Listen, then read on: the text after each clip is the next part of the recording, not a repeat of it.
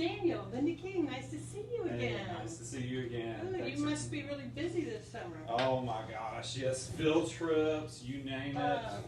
It's ongoing. I know, all summer long it's like that. It's fun though, I love it. Yeah, I know. I'm glad you gave me a call to, so we can talk about a few things. Tell me what the children like to do in your classroom. Well, right now, of course, field trips. We have some activities indoors. The kids are really enjoying art right now. So everything good. Art. Yeah, that's good. So how do you support this interest that they have? Well, in our art area, we have a lot of materials. So anything and everything we can find, we put in there. Good. That's good. So they have a lot of choice of things they can do. Oh yeah. Good. Yeah, they can bring even the art with them to other areas as well. Is there anything you could do that you could think of to expand their interest in art, maybe to other areas? Well, we do incorporate art into other areas by, allowing the kids to bring materials to those other areas. Good. So it's not like it has to always be an art area. That's great. Too often we see that, and that's kind of stifling. So that's good. You allow them to bring the art materials to other areas to incorporate with the play. What are some areas that works well with? Blocks works really well with that. Some of the kids just recently made their own Play-Doh and brought it into blocks, so it's like they were added onto their buildings. It was so cool. We took a few pictures. I'll have to send them to you via email sometime. Yeah, that's good. They like to see their work, and sometimes if they don't have time to complete something, if you can take a picture of it, or if they've completed it but you have to take it apart because you can't leave everybody's stuff straight out, taking a picture of it is very good.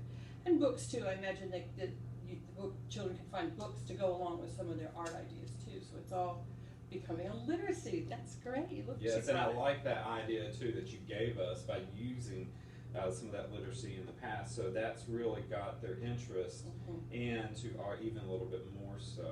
But I am running into a problem though that I see that's happening right now, and it's that the kids are not necessarily cleaning up after themselves. Yes. How have you tried to get them to do this? Well, I mean, we still want them to use materials in the different areas, but they're just not cleaning up. And when we do a countdown, we're getting ready to go outside. Here's your warning. It's like they're still not cleaning up afterwards, and I don't know if it's necessarily where they're just so into it or what, but they're just not putting all their cleanup materials. They're not putting things back where they're supposed to go. So even if you're giving them a little bit of advance warning, they're not winding. Some of them are not winding down in time, and some of them. And you have often you have mixed ages, don't you? Like you might have a kindergartner with an 8-year-old and a 9-year-old. Yeah. So do you have pictures and the names of the items on the shelves where they go? No, right now we don't. We just kind of have, like, if you're going to get art materials, here's the art shelf. Right. If you're going to the block area, here's the block shelf and the blockhead type thing. Well, you might want to try that with the younger ones that they may go over. They may know something goes in a general area, but you can help them locate it where it's supposed to be. So they'll increase their self-esteem, make them feel good about themselves, and maybe encourage them to clean up more, to be more interested in that. Maybe pictures and words. Older kids can read the words.